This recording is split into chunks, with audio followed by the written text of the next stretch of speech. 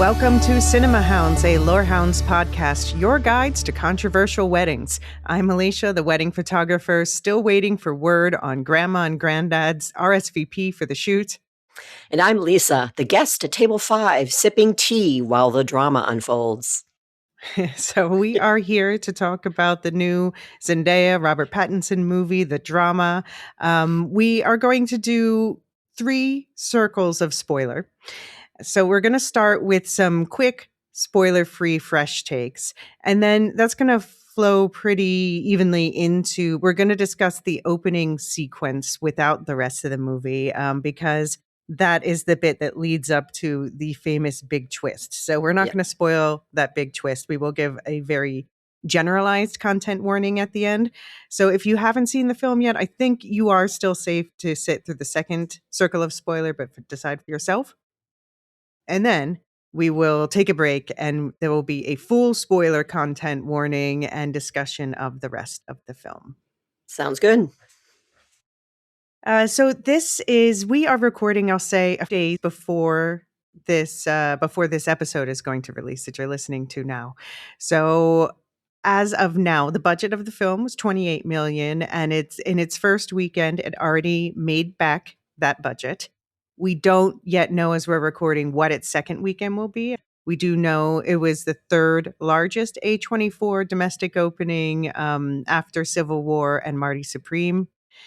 And yeah, so it's doing quite well in an indie way. But of course, everyone's like, Super Mario Brothers or whatever. Yeah, 175 million, blah, blah, blah. They're like, it's crushing it. I'm like, well, duh.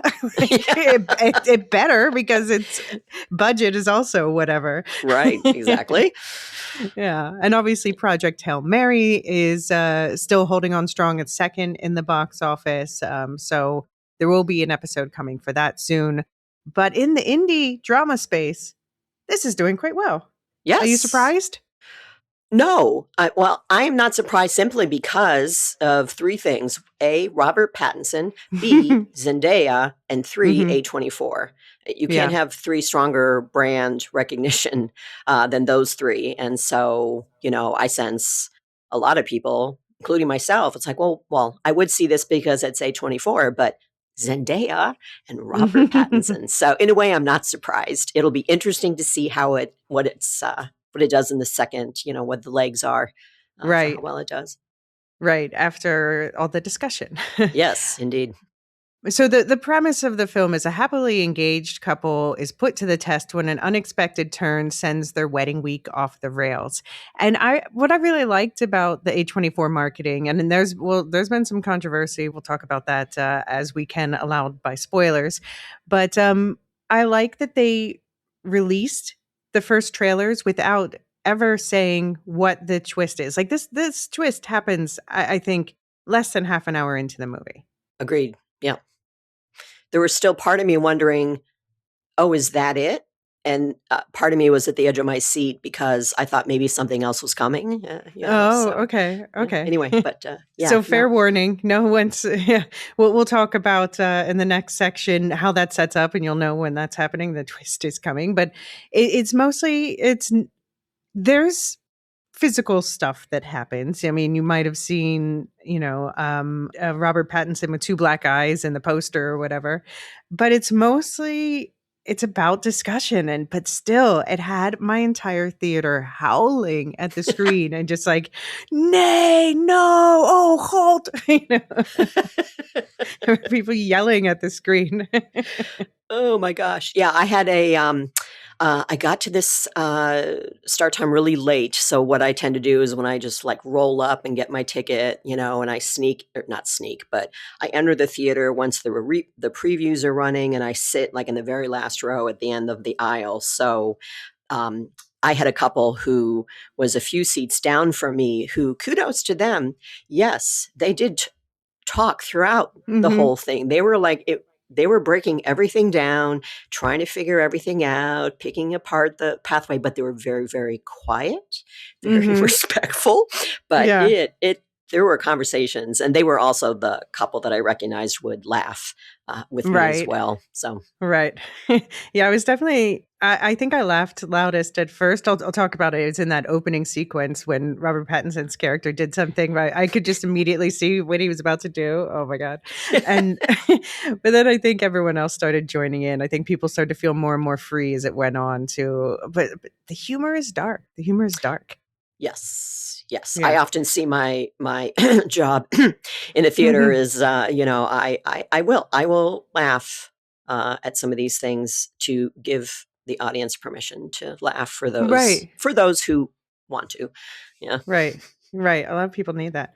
Yeah. I mean, so overall, the reviews have been not as mixed as might be feared. It's been leaning quite positive. Like we've got a 3.8 on Letterboxd, 7.5 on IMDb, 77% from critics, and 80% from audiences on Rotten Tomatoes.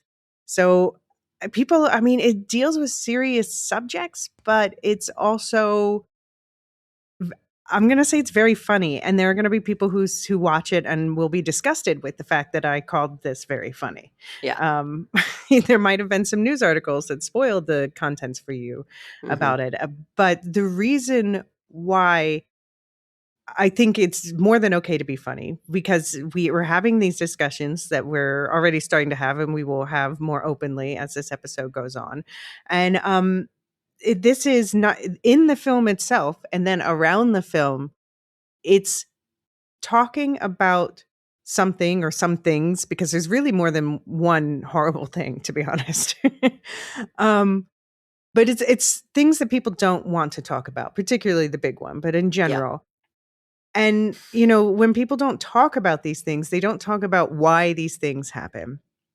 If you just demonize people, that can perpetuate the problems that are causing bad things to happen in the first place. So I like a film that's like, no, let's not hide from it. Let's actually talk about it. And Right. that's exactly what this is.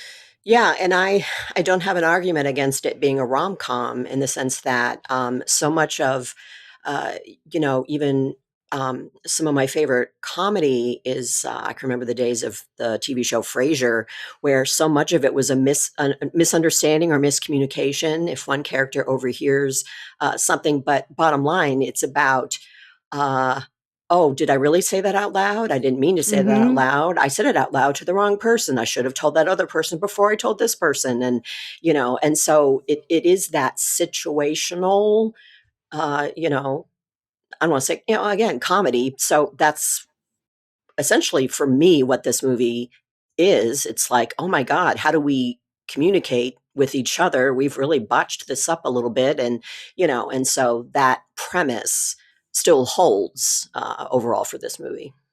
Yeah. Yeah, I don't know if it was marketed more as a rom-com in the US, but I've seen people complain about that it wasn't what they expected. For me, like I thought I saw the same trailers as other people here in as I thought that America and Europe got the same trailers, perhaps not. This is definitely the type of film. It has a Norwegian director. We'll talk about him in a moment. But it is the type of film with the dark humor that and weirdness. There's definitely other weirdness that maybe skews more European tastes. Hmm.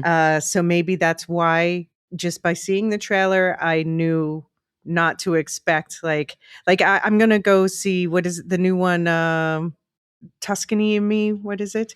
Oh Um, yeah, with what's Haley his face and Bailey what's her face? Yeah, and Reggie John Page. yeah, Um, Yeah, so that one I expect, like, that's gonna be a rom-com. If they right, don't end up together, I will be shocked, right. and I expect it to be silly. And this one definitely has silliness, but laced with darkness that's grounded in reality, in, like, the ugliness of humanity. Yes, and as ridiculous, in a way that the poster looks and the 2 characters in the poster, you could Mhm. tell something really, something happened, Yeah.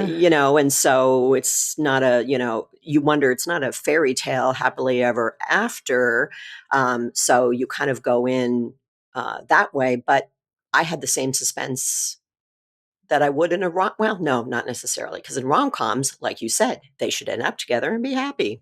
But you do from the poster wonder, "Oh, is this a couple that's gonna make it?" Mm.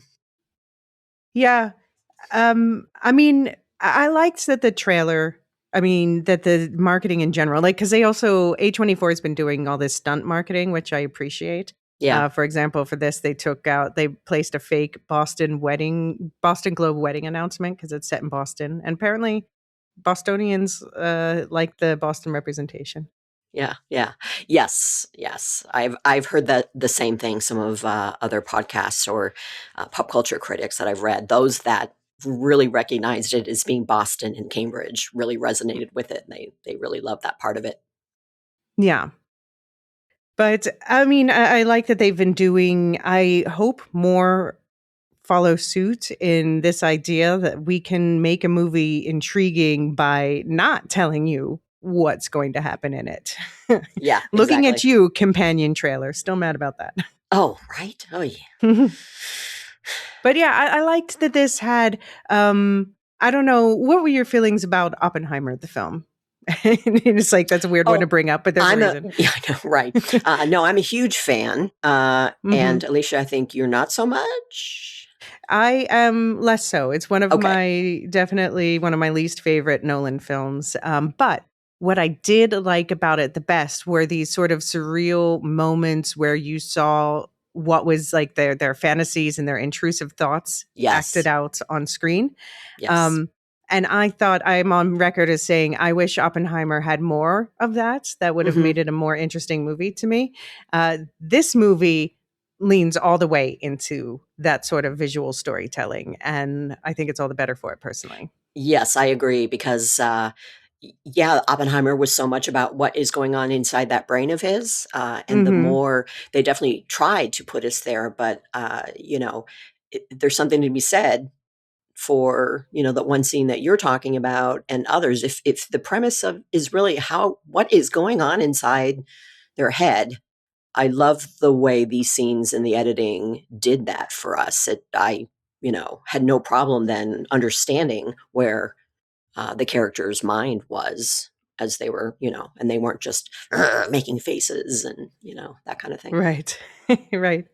I would say the person I went to the movie with at some point during one of those scenes shouted out, "This is so weird." Like, yes, I love Yeah, it's it. not a movie, it's not a narrative device that a lot of directors use, at least not the traditional American ones for sure. No, it's delightfully weird, yeah. Yes. Um, and I like the score. I actually listened to the score again today as I was prepping these notes. So it's by Daniel Pemberton, who has been making more and more of a name for himself. He was initially known as that Spider Verse guy. He did the Spider Verse scores, although he did a lot more. But lately, he did Project Hail Mary score. Um, and also, oh yeah, He Man Masters of the Universe. Apparently, he did is doing coming up. Um, but yeah, so it reminded me during the film, and I was reminded of that when I was listening to it again today. Of I don't know if this is like because I had a Russian grandmother who is into classical music, or if this is a thing most kids did. But there was this record I used to listen to, Peter and the Wolf, Oh, that was yes. yeah, it was made for Yes. kids to kind of educate us on. It was the Peter and the Wolf story, but then teaching us about like musical motifs and stuff at the same time. Exactly. Yep. Yep, I remember that well. My brother and I have big memories of hearing that record, and it for that reason, in a way, there was a lot of music fans in our family, and they did indeed use it to help explain to us, tension and peace and curiosity and silliness versus dread. Yeah, so yeah, very familiar with that piece. Yeah. And this was it just I don't know if it struck you as similar also, but it's like the score, it's flute driven, it's playful, erratic, like languidly driving, like boop, boop, boop, that sort of thing. Hmm. Mysterious. It really, I don't know if there was an intentional influence in any way, but it reminded me a lot of Peter and the Wolf, which Yeah. is an interesting comparison to draw in terms of story too. Yes, I must confess, I know I would pay more attention to the music in a second viewing. I don't have a Yeah. very strong recollection of it in my first viewing. Yeah. Yeah. But yeah, Peter and the Wolf is a story for anyone who doesn't remember of the guy who he was a sheep herder, shepherd, that's what you call him. And and he kept lying to say that the wolves were getting his sheep. I forget why, because he was like being lazy or something. Hmm. But then people figured out he was lying, and then when the wolves actually came, nobody believed him anymore. Yeah, isn't it the foundation of what we say is, oh, he's just crying wolf, Exactly. Yeah. Yeah, exactly. Mhm. Mhm. Yep. Yeah, so as you said, it's an A24 film. A lot of people talk about the fact it's produced by Ari Aster, and he is indeed one of Hmm. the listed producers. But it's his production company, Square Peg, which yeah, Square Peg. Like they've I not all of their films are good. Shout out to Death of a Unicorn, but I enjoyed it anyway. Oh, You yeah. know, because they are all weird. Yes. You know, so all of Ari Aster's films that he does as a writer director himself, you know, from Midsummer and Hereditary and all the best, but also they did like The Northman, yeah, some others they did. The most recent one from so the actual director of this film, the person we should actually be talking about, not Ari Aster, is Kristoffer Borgli, the Norwegian, as I said. His last film before this was with Nicolas Cage, Dream Scenario. Did you see that one in I was going to ask you 2023? if you have seen it. No, I have Yes. not. So Yes. now I Yes, want to. yeah, I rather enjoyed it. It's about so it's if people remember the trailers maybe from a couple years ago, Nicolas Cage is just like this kind of average guy who randomly starts turning up in people's dreams. And then they start, you know, blaming him for the random things they dream about him being violent toward them or whatever. And he's like, "Why was like how can you blame that on me? That was just your Right. dream." Yeah. Um so yeah, you can see some similar uh yeah, similar ideas. And the one before that, people also say a lot of good things about. I haven't seen it yet myself, but I'm definitely kicking it up the list after this. Sick of Myself, which Yes, is I really want to see that. I saw the premise about that. I think that's going to be really a cool film. did you want to say what the premise is? If I'm not mistaken, I think that in a partnership, it seems that one, I think they're artists, both artists or whatever, but one gets jealous of all the attention and acclaim the other one's getting. And so they create these, dramatic scenarios to grab attention, very narcissistic kind of relationship, I think. Right. Am I even Uh, close? no, I mean I haven't seen it, but yeah, I Yeah. think you're right. Yeah, and it's set in Oslo, so really Dream Scenario is the one where he did his jump to English language, so has thus gotten more international attention. But yeah, I definitely want to see Sick of Myself too. But Yep. he's become one to watch. Yeah. Um, I'll say because of this movie, people have dug up an old controversy about Mm, him. okay. Um, now, minor unspoiler, I guess, like if you don't want to know this, all I'm going to say is the controversy that he's kicked up is not related to any of the discussion in the film itself. So if you don't want to know, then now's your time to check out.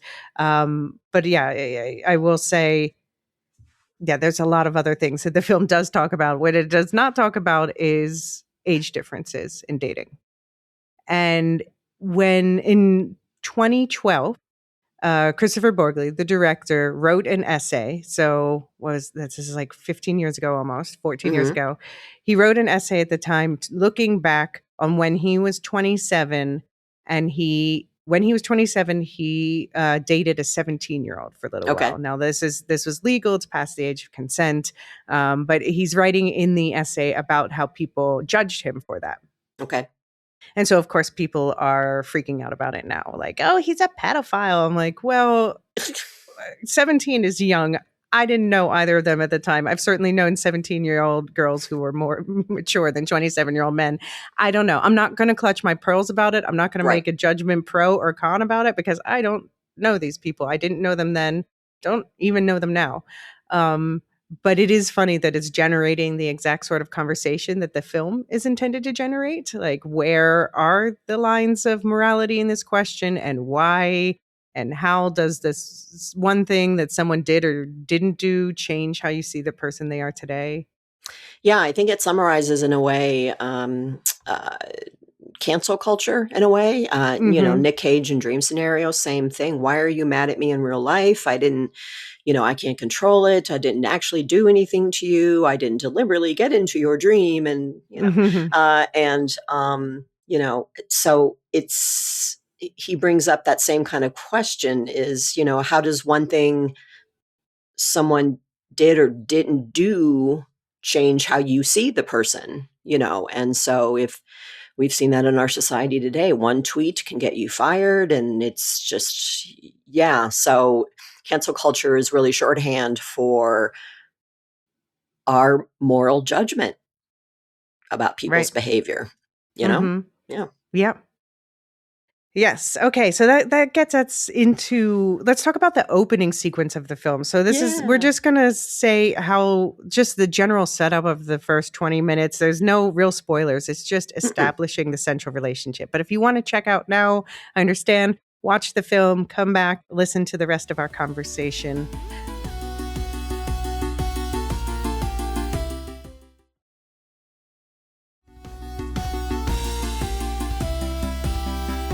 If you are still around, let's start with of course, the two main characters. Mm-hmm. What we know about them in the beginning, of course. So we have Emma Harwood, played by Zendaya, and Charlie Thompson, played by Robert Pattinson. And so she works in publishing. It seems her company is called Mission Books Mm-hmm. or something. Yeah, something with books. It looks like a Right. publishing house to me. Her office, Yes. anyway. Yeah.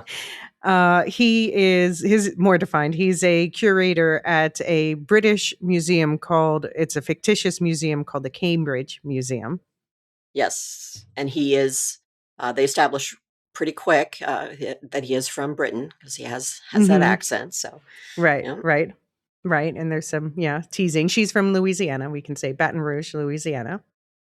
Yeah, do you have, what are your feelings going in about these two actors? Are you fans of one or both? Yes, I am big fans. I really respect Robert Pattinson for the career choices that he has made after such a global phenomenon as the Twilight movies. Mm-hmm. And so, like Daniel Radcliffe from Harry Potter and others, when you are so locked in and so globally known as a certain character, the decisions you make afterwards are going to make or break. And I think Robert Pattinson is an excellent actor, and I'm thrilled that he made these very avant-garde, unusual, independent films. He definitely, I see him very differently, and he's very vulnerable and open to trying all different kinds of things. So I very much like Robert Pattinson. And then Zendaya, I've become a really big fan of. I never watched Euphoria.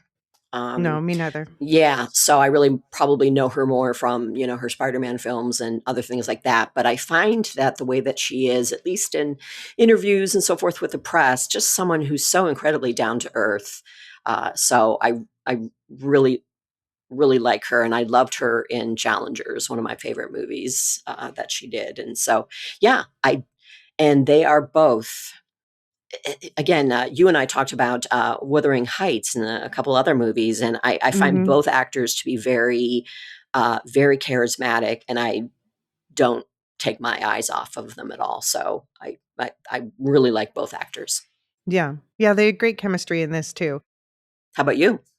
Um, yes, so for Zendaya, I think, yeah, she seems like a very likable person, and I Hmm. think she's a talented actor in the sense that I think she does convincing portrayals of her characters. Yes. Um, I do have to say I am more of a fan of Robert Pattinson just because I think he does more transformative acting. I Yes. will point yet again to Exhibit A, Mickey 17, where he Yes. just Thank you. Oh my God. That was bonkers. That was excellent. yeah. Yeah. Yeah. That was And he really he great. plays he plays two people who are clones. That's the premise. Hmm. I mean, that's obviously there's like more than 17 of them. Yeah. um, but he plays them so different from each other and so different from himself. And this too, it's like this is in many ways one of the closest to himself, presumably because he Hmm. is British, as you say. He's just allowed to be is allowed to do his normal accent. Um, and there's just something like the kind of, it brings out this bumbling, charming side of him that Yeah. I've been noticing in the interviews he and Zendaya have been giving have been delightful. Yeah. And it's like, is he taking on the character's persona, or was the character just more modeled after him? But like, he does this thing throughout the movie where it's just a little character repetitive thing where like he puts his seeing glasses up into his sticky uppy hair, Mhm. and it's just so like Hugh Grant back in the day kind of charming, you know what I mean? Yeah, or Ryan Gosling in Project Hail Mary was the same way, his Mm, glasses were always, up here and dangling and doing all of right. that, so yeah, yeah. Just yeah, disheveled, charming Yes, sort of, yeah. 100%. And they have this adorable meet cute. This is the first scene. Like, it opens on her ear, and you're like, "What?" Yeah. But then it Huh? makes sense. What? It makes sense. We find out she's deaf in one ear, and Robert Pattinson's character Charlie. I'm going to start calling them by their character names, Charlie and Emma. Charlie just sees her, and he's like, I want to talk to her. But he doesn't realize she's deaf in one ear. He just sees she only has an earbud in one ear. So when she's in the bathroom, he goes up, and this is when I started laughing. And because I saw immediately was he was doing, he goes up, she's reading a book, and she leaves it where she was sitting to go to the bathroom in this coffee shop. And he goes up and takes a picture of the book and looks it up. I'm like, oh my God, he's going to pretend he's read Right, yes. it. Oh, yes, an age-old meet cute for sure, yeah. Oh, yeah, yes. Yep, yep. But it's like already the question. I mean, that's so minor compared to everything else, but it's that moral of him that he lied to her to talk to her. Thank you, because that's one of the things, uh, my initial thoughts actually of seeing their meet cute was I thought he was creepy. Yeah. And, it's not that's unusual about, what he did. And it's no different than, walking by and seeing the book or whatever. But the way he was taking a picture and just kind of, following her and showing up in the coffee shop all the time. Yes, normal, crush behavior, but there was something creepy about him to me. And when they on their first date, as she's encouraging him to say, so what did you like about the book? Yeah. That conversation just can't go anywhere. And he very quickly confesses, yeah, I just kind of said that so I can meet you. But yeah, But but yeah. for me, that really established him for me as a creep Mhm. throughout the whole movie. So I don't know. Yeah, and but then at least he humiliates himself also in the first, because Yes, very he's self-effacing. talking Hmm. he's talking to her from behind, and doesn't realize that she's deaf in the ear that Right. doesn't have the earbud in. So he just keeps saying this stuff and thinks she's ignoring him. So he Right. just keeps getting more and more awkward until finally she Yeah. turns around and she's like, "Ah, what?" "Oh, hi, I'm sorry. Hello? Yes. You were speaking? You're standing next to me? Okay." Yeah. Yeah. Hmm. Yeah, he definitely thought, "Yeah, I'm getting the cold shoulder here. Oh my gosh, what do I do?" Yeah, so but I think even then, when they were in that coffee shop, she was open to, "Yeah, well, hey, let's start from the beginning. What were you trying to say?" And Yeah. Yeah. But I guess what I love most about this whole opening thing, so he didn't even say that we learn quickly this scene is embedded a s- in two parallel conversations that each of them are having with their best man and maid of honor about writing their vows and their speeches, their actually, the wedding speeches, speeches. yeah. Um, and so the editing is, for me, in terms of the form of this film, the editing is the most exciting thing. It's just so funny, captivating, yeah, oddball in a way that's like just really, for I saw people in my theater physically leaning into the screen Oh, because wow. of the way that the editing was having people hanging on every exchange. Yeah. Um, Cool. so we see, we get to see an entire montage of their romance over the past 2 years leading up to Mhm. this point. That's a few days before their wedding, embedded with this discussion where we're learning about them talking to their best man slash maid of honor about about the other person and about their relationship. And like, she said he can't talk about this, or she's going to talk about this in her speech, and he wants to talk about something different. So can't talk about the first kiss, that sort of thing. Right. Yeah. She'll probably cover that. Yeah. And that Hmm. kind of thing. And, what drew them together, what they liked about each other and how they fell in love and all that. Yeah. Great Yeah. stuff.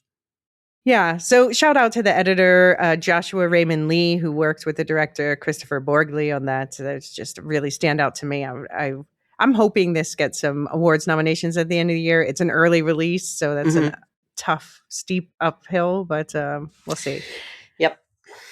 But okay, so here's the question. After this opening, sort of montage with the speech writing, did you feel like, where would you place them in terms of being a solid couple on a scale of 1 to, I don't know, I'm even trying to think who's a really solid couple. The Obamas.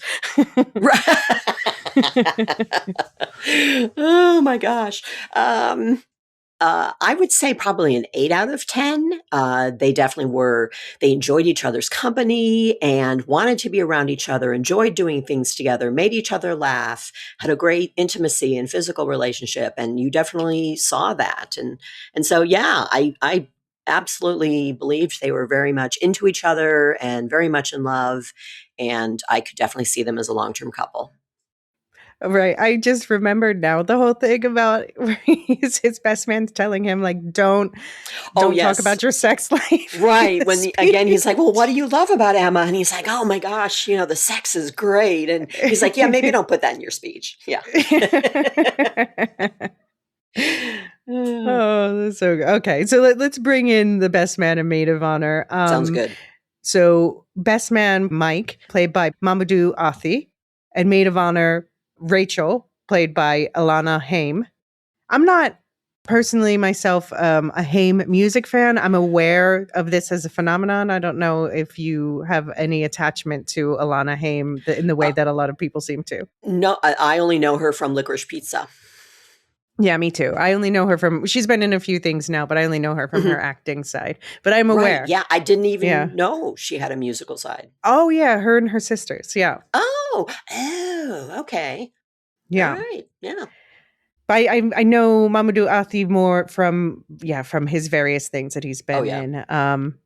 But we see like the difference between them in personality too, where he's in Yes. tears over the speech that Charlie's writing, and Rachel is already a little bit bitchy in a funny way at this point, I think, kind Right. of. Yep. She's that kind of friend. Yes. Yeah. But then we get to the rehearsal dinner, and we're about to stop the anti-spoiler bit because this is where that happens. But I'll just say I was surprised to find out at the rehearsal dinner that they're married, and I Thank was you. like, Good. Okay. I'm glad I wasn't the only one. I yeah. wasn't sure that they were a couple at first. Yeah. But then they later they it is I was like, well, what? Who knows? Why would their maid of honor and best man also be married? Who knew who first? And I'll say that is answered later. That does become Yes. somewhat of a plot point later Indeed. Yes. in one of the other speeches.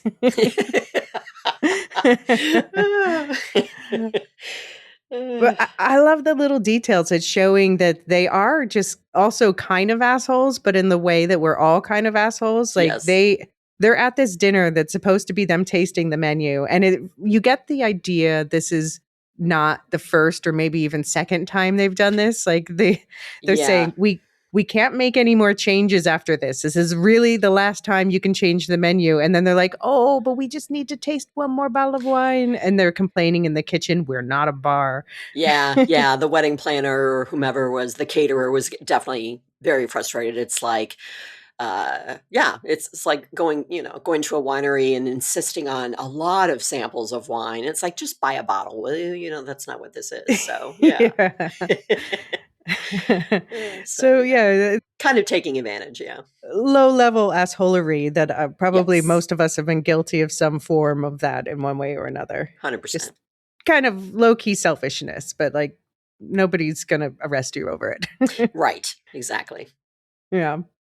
But then they get into a conversation about doing bad things and what is or isn't bad. And Rachel proposes playing a game of confessions. And this is the point where things get really spoilery. So we're going to take a break in a second and then come back with a full spoiler discussion. But you are familiar with the Bukila scale. Yes, I am, as a lorehound, absolutely. Now, normally, often we are talking about like actual violence, for Game example, of a Thrones zombie. gore, yeah. Right, right. But an important component to the Pekila scale is also, and this is not that kind of movie. Like you're not going to see people, gutted or whatever. No.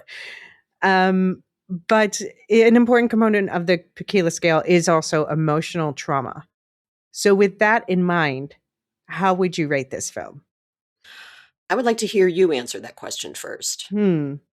That is a good question. I would say so. I do play the game. Anyone who doesn't know, we named the Bukila scale after Marilyn, who doesn't, like that this sort of physical or emotional violence. And so I do ask myself, would I recommend this to Marilyn? And I would say for this one, not necessarily. No. Agreed. Yeah, it's probably 3.5 or 4 out of 5, Hmm. maybe, especially depending on how you feel about what everyone shared and what they have to process. So, Yeah. mhm. Yeah. I mean, I would say this. Yeah, this is one you need to go in expecting a dark. You need to be comfortable with a very dark sense of humor. Yes, yes, agreed. But Yeah. if you like to dig into, the intricacies of human interaction, Mhm. then yeah, I gave this film 5 stars. I'll say if right now for me, I haven't seen that many films yet this year, but this is one of only 2 films I gave 5 stars. The other one being The Bone Temple. And then for comparison, I have Project Hail Mary ranked third with 4.5 stars. So Yeah. Yeah, very good. Yeah, you and I are simpatico on that one for sure.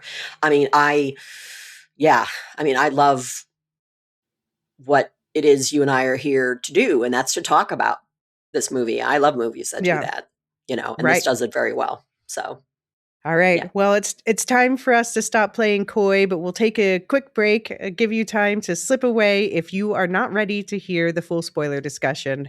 We'll be right back with that.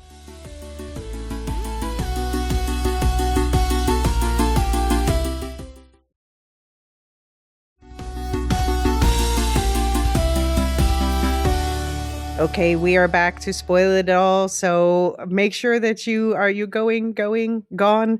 Okay, get out of here. here is your full content warning before we launch into the actual discussion. There will be lots of dark humor, which means that we will be laughing about jokes related to gun violence, but also so much more. Gun violence is the one that people get stuck on, although a lot of people say that's not the worst confession in this movie. So we'll discuss that as well. I did reference obliquely. There was especially a TMZ article that released before the film came out that spoiled the Oh, twist for many because it says Columbine massacre parent pissed over plot, and people are like, oh, "Well, jeez. I'm so glad I didn't see that headline. I did try really yeah, hard to stay away from media around this film. yeah." I did see that there were spoilers going around Reddit, but I was like, "No, I really like that they're not spoiling it for us. I Yeah. don't Hmm. want to know until I see it." Yeah. So Yep. when we got this round of confessions, I was so shocked by what it actually was, but then it like made sense. I was like, of all the things I thought it might be. Okay, so just to set up the round of confessions, Mike, the best man, it starts with him, with Rachel, of course, being like, Mike, say the awful thing you did.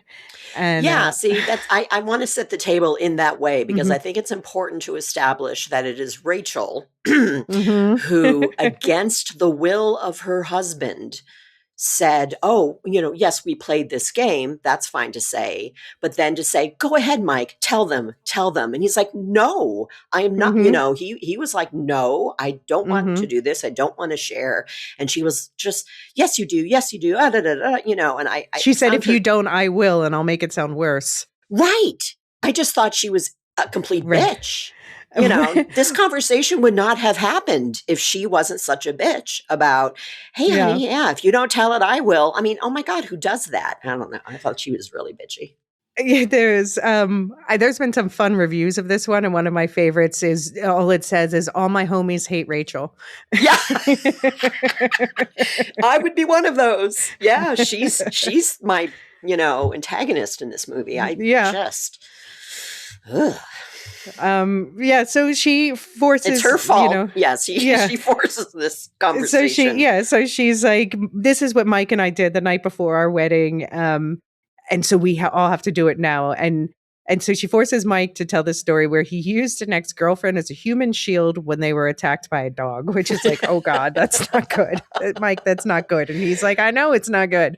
Um, and then Rachel doesn't want to say hers Right. until everyone's like, come on, you can't do Yeah. that. You can't just start this and not tell Yeah. us. Just embarrass your husband. And so hers, we'll come back to hers. But it was that she locked a quote unquote slow neighbor kid in an RV pantry overnight and didn't tell anyone. Luckily, he was found the next morning. So put a pin in that. That's what we're dealing with on the Rachel front. Charlie, he says that he was that he cyberbullied a kid whose entire family moved away. Maybe the moving away was unrelated, unsure. He definitely cyberbullied, but then Rachel's like, oh, he's disqualified because he was only 14. And then we get to Emma's. Emma was 15, doesn't get that excuse. And we find out that she planned but did not go through with a school shooting. So, before we get into Emma's gets the most dissected throughout the film, that entire situation as makes sense. But in general, what what did you think when you first heard this series of confessions? Well, we've already just established how I feel about Rachel in the start of this entire conversation. But I, yeah, I have much judgment about what Rachel did, but I also have judgment. I think they glossed over what Charlie did. Mhm. I mean, and again, this speaks to what each of us bring, what personal experience and experiences we bring to this conversation among the four of them. So I have seen victims of, cyberbullying, and so I took what he confessed to quite seriously. And so I'm like, "Ooh, Mhm. that's kind of bad." But it was really remarkable, in a narrative way for Emma to uh, admit to something like that. I thought it was, I didn't see it coming. I really didn't have any idea. Again, going into it as blind as I want, but yeah, they kind of brushed over those three, and then when they got to Emma, and said that, I'm like, oh, okay, that's going to be a game changer. You knew right away, Yeah. Yeah. that it was. What about you? Um yeah, I mean, of course the focus was I knew that the confession in question was going to be Emma's. I had seen that much of a spoiler. Mhm. And obviously they set it up with her going last, so you know it's going to be the big one. Yes, true, true. Yeah. But a lot of people are arguing online that Rachel's about locking the slow kid in the RV might be worse. Because the question is, and this is something that keeps coming back throughout the film, where it's like with jokes too, like a mentally challenged kid. I didn't say he was mentally. You said he was slow. Yeah. um, but the question is, if he hadn't been found in the morning, would she have even told someone, or would she have let the kid just like die in there? That's what that I definitely kept thinking that throughout the whole movie. The fact that what really was also disturbing was that when the father was coming around asking, "Hey, have you seen my son? Where is he?" And she lied, it was just, oof, Yeah, yeah, So yeah, I do. It was set up to where I wondered if Rachel would like ever confess. And again, we bring in the, age or whatever, but, she was probably scared to death and very frightened and ashamed of what she did. But not that the Rachel character ever expressed it that way, but yeah. So, mm-hmm, yeah. Yeah, but we do, I mean, I think that it's and this is where the people who say that this film should not be talking about the topic of Emma's, about school shootings, this mhm. is where I say that they are incorrect, because what I like about this film is, yes, it does it with humor, but it dives into the question of why would a kid do such a thing, especially one who seems like a well-adjusted, successful adult, you Right, know? who isn't a Caucasian young male, Mhm, you know? mhm. So, yeah, so it's really surprising, and it's definitely a question in our society we ask all the time. It's like, "Real why?" You know, how why would a teen do that? What's their thinking process? How do these things happen? How do they go from point A to point B? So, yeah, it's a great, a great confession for that kind of conversation Yeah. because we don't, yeah, as a society, we don't judge these people nicely at all. So, yeah, it's good stuff. No, I will say I know someone who was the neighbor of a shooter at one point. Um, and she's such a nice person. You know, she thought that he was such a loner, and she kept inviting him, to join for group events and things like that. And he was very standoffish. So it wasn't like a shock, but it's just if he had accepted things like that and gone and gotten to know his neighbors, might that have changed things? I don't know. Well, then you have We Gotta Talk About Kevin, that Mhm, right. movie, because that's the whole premise where, someone is he is an entirely just cool, smart, engaging, friendly, teenager with family and others, except to his mom, and so, you know, yeah, there's a lot of movies that have it kept reminding me of a lot of movies that talked Adolescence? about this. Adolescence also? 100%, Mhm, right. mhm. No way would this kid do this. Yeah, so it's very topical. Yeah, I even went yeah. as far back as, Minority Report, which, yes, was about the legal side of can you Mm, actually arrest someone and put them away for a thought that they had?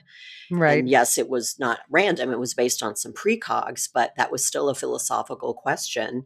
Mhm. And even in the movie, Aaron Sorkin's The Trial of the Chicago 7, Mm. there's one of those things where, again, what was your intent? What was your intent? Did you really mean to, have this happen? And Abby Hoffman's character, and he says, "Well, give me a moment, would you? I've never been on trial for my thoughts before." Mhm. So it's definitely that age old narrative about the inevitability of our character, Yeah. and can we change? Right. Yeah, and so we find out here the reason why she was planning it, considering it, planning it, um, is because, yeah, first of all, one of the first things we hear is that Charlie is not only her first love, but it's her first crush. And Rachel's like, that's weird. You're Yeah, like she 30. 30? Yeah, exactly. It's like, hmm. But then, and she just throws away, like, I used to be ugly. So we hear that in the opening part, and you're like, "Okay, sure, Zendaya, I'm sure." Yeah. And when you see younger her, she wasn't ugly either. It's just, she was an outsider. She was picked on. So Yes. that makes sense as a place for this to start. But then so that also means she was lonely, she had nothing better to do than to think about this and plan this. She had no sense of community to give her a better way to channel the desire to do something and mean something. Right, and I think we also picked up, too, that, I don't think it's not that her parents weren't loving, but they were definitely absent, Right. Right. so she was an only child and quite, alone a lot. Mhm. Right.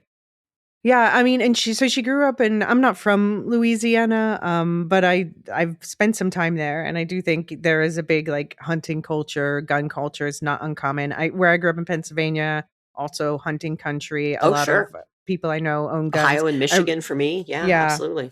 I remember having my grandfather was much more conservative than me. This was back when conservative meant something a little different than it means now, but, he was a hunter himself, and, when we would talk about gun control laws, he was like, "Well, gun owners know to lock up their guns," and it's just inconceivable to him that people just wouldn't automatically do that.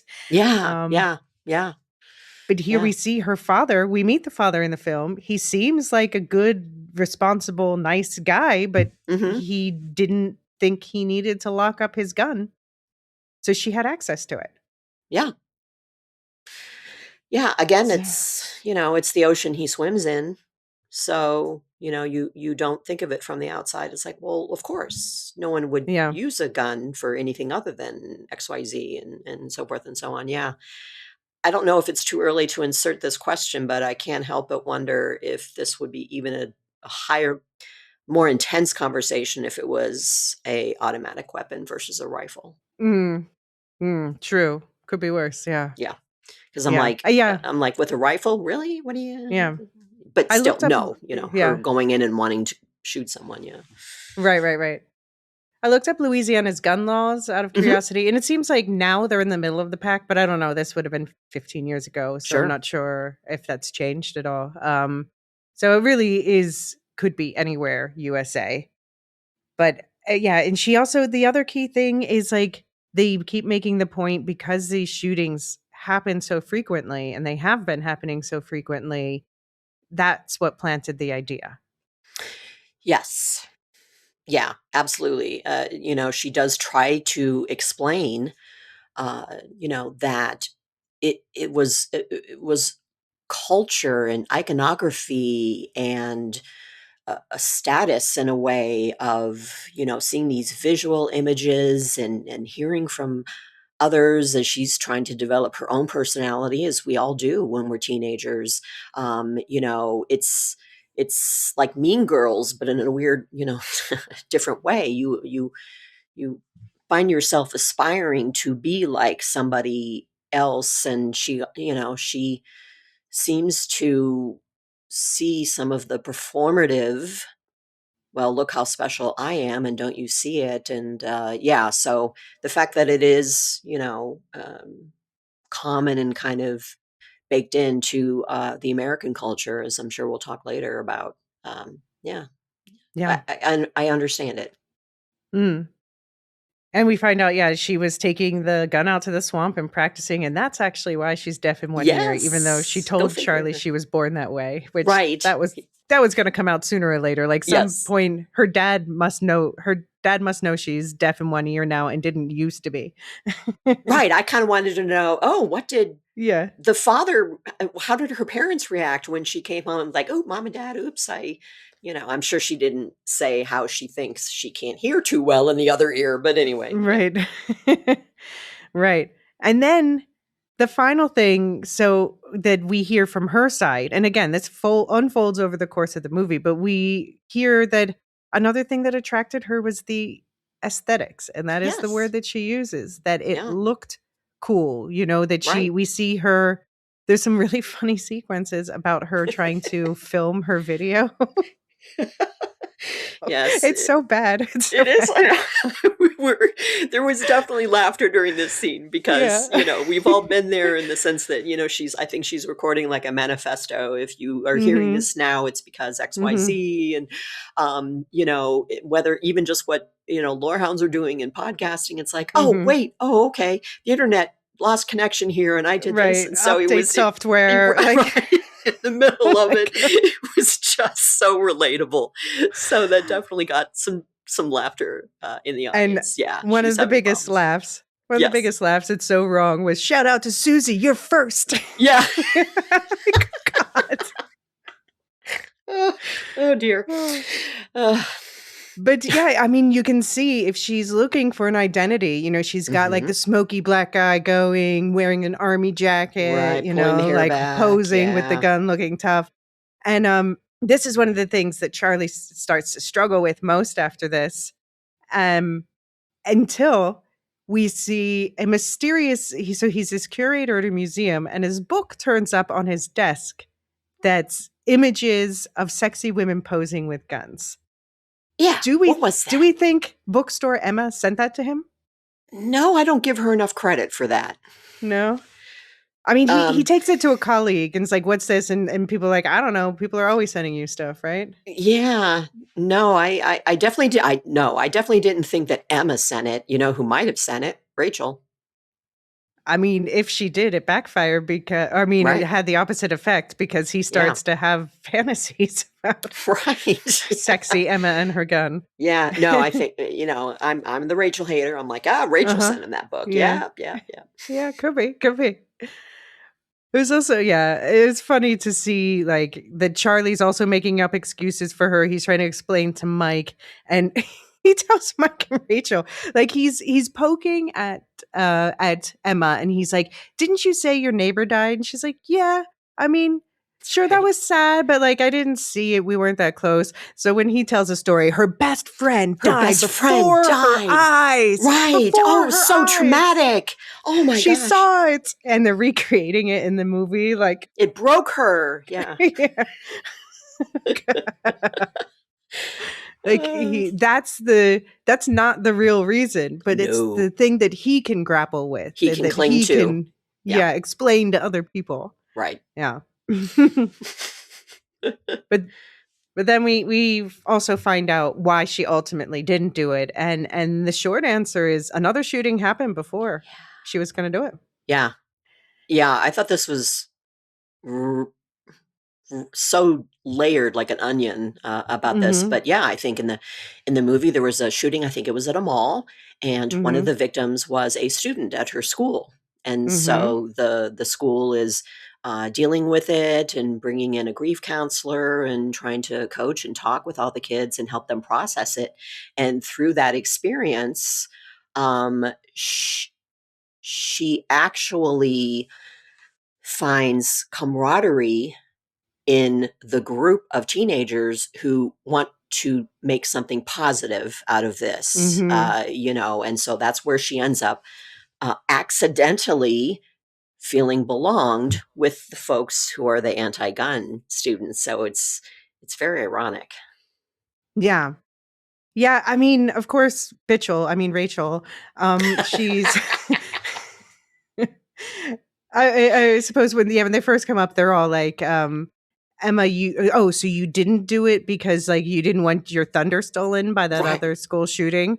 Yeah. But yeah, we see more and more as it goes on that indeed Emma saw the reaction to this classmate dying, and Yeah. it made her think twice. Yes.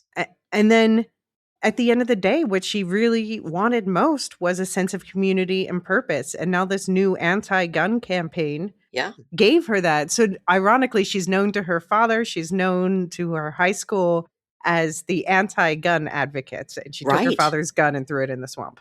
Yeah. Yeah. No, absolutely. Yeah, it's definitely an example that unless you actually lived through an experience and viscerally, felt uh, what it was to be in an environment where, they've lost a classmate in such a way. And, so I don't know how much more we'll talk about it, but, I definitely believed that Emma could be changed by that. It was her rock bottom in a way, I guess. But yeah. Mhm. Mhm. Yeah. So that leads into right after we find out what her confession is. There's still she's Emma's super drunk, by the way, and she also vomits on the table at that restaurant as if they Yeah. didn't have enough to deal with. Yeah. But of course, like, you don't know, she vomits because she's drunk, but she also vomits because she realizes she shouldn't have admitted to Right. this. Yeah, and how many times has she's ever said that out loud even, she's Mhm. definitely someone that has kind of Maybe stuffed never. it away. Exactly. Yeah. And so Mhm. that, your body can be like, "Bleh," it's just Yeah. emotional vomit in addition to, "I've had too much to drink." Yeah. And Robert Pattinson's character is being very judgmental at first, at least. Yes. And how much of it Um, is because he's British? I don't know. But anyway. well, I mean, I don't know. I feel like I've been seeing more judgment from American viewers even than Yeah. but um I think it is a natural thing to be judgmental about it. And of course, we should Oh, be yeah. like, that is a bad thing. I'm so Yes. glad you didn't do that, but it is also Yes. bad that you very seriously considered it. Yeah, it is definitely, and I fully understood how deeply he was reacting and how confused and scared he was hearing that. I've in my life I've had experiences like this where, again, I've really, really, really thought I knew someone who was extremely close to me, and I heard something that was a game changer. Initially, I Mhm. was like, I did not know this about you. The fact that you even have those thoughts. Who are you? I mean, so I really understand, where Charlie was coming from. That was a really difficult thing for him to grapple with. He did rather Mhm. clumsily, but I really understood how hard that was for him to still, like, love this person. That hasn't gone away, but who are you? Yeah, I do know what that feels like. Mhm. But he, to his credit, he's not just like, let's call it off. Right. He's still like, let's move forward. But it's the week of their wedding, so they have all of these appointments. Everything's paid for, done, it's set Yeah. up. Yeah, yeah. And then cut to, well, I mean, he's to the point where he had a coffee mug with like a gun joke on it, like coffee or I'll shoot or something like that. And he Yeah, throws give it you my away. coffee before I shoot you or Yeah, something like yeah. that. Yeah. Right. And then we cut, like we see he's so uncomfortable. He's throwing this mug away. Although she catches it. But then we cut to the wedding photographer played by Zoe Winters, who's always brilliant, but she was perfect in this. And she just has this like smile plastered on the whole time, wondering why this couple that's getting married is so awkward with each other. And it opens with like, she's like, okay, first we'll shoot you, and then we'll Right. shoot you two together, and then we'll shoot your family. And then like, what about your grandparents? Can we shoot your grandparents? They're sick. Right. Okay, TBD on shooting the grandparents. This is when my entire theater lost it. Yes, 100%. I hope many recognize Zoe Winters from Succession. She was the final assistant to Brian Cox's character, and she could be really good at just having that really big smile and being annoying and not understanding, uh, why people are reacting to what she's saying. So that was a really great character. But yeah, it was really, every time she would say the word shoot, you could just see their faces. Flinching. Yeah. Yeah. Yeah. Yeah, I mean this whole sequence was great too, just with like this is where we get the peak intrusive thoughts where like she thinks, he's talking to Mike about planning to kill her or something. Yeah. And like yeah, he's seeing himself walking around with her as like this child, like he's thinking about this child who planned this thing, and Yeah, I thought that was also a really great way of editing, like we talked at the beginning, because he was picturing himself not with the current Emma that he knows, but he's now picturing what her at 15 must have been like. And so to have it edited in a way that he's now even currently like, I'm going to go and get a cup of coffee after the meeting with the photographer or something. And he's just like, I am not with this Emma that I thought I knew, but I am with that 15-year-old, who is carrying a rifle with her all the time. Yeah. So right. he's like, oh my God. Yeah. That must have been fun for the 15-year-old to shoot. Oh, I Sorry. know, right? Right. Using Like, that word, but to film. right. Yes. To film, to do scenes with. Yes. Yeah. I know. Interesting for Robert Pattinson too. Yeah. Oh, but things only escalate from here. So let's take a quick break. And when we come back, we're going to talk about what happens next and how that throws a wrench in all of these morality plays. Be right back. Sounds good.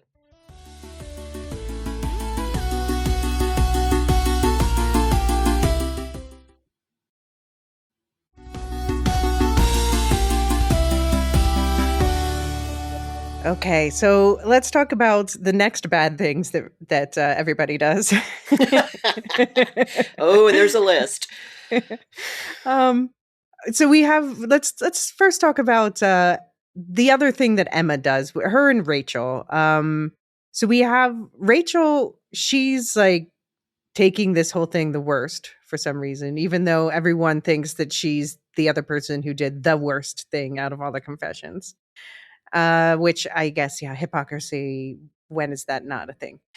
And she apparently was working on a project for Emma's company, publishing house, whatever, bookstore, wherever it is, her book thing. Right, whether she was writing an essay or a chapter Right. or an editor of something, yeah. Yeah, or PR, I don't know. Rachel works in some sort of fancy office. So I had the idea maybe she was like PR or something PR, like that. yep, good call. Yeah. Mhm. Yeah. And so Emma at some point before this was like, oh, we got to hire my friend Rachel to do this. And now Rachel has just stopped responding to Emma on a personal level. but has also stopped responding to professional emails from both Emma and her boss.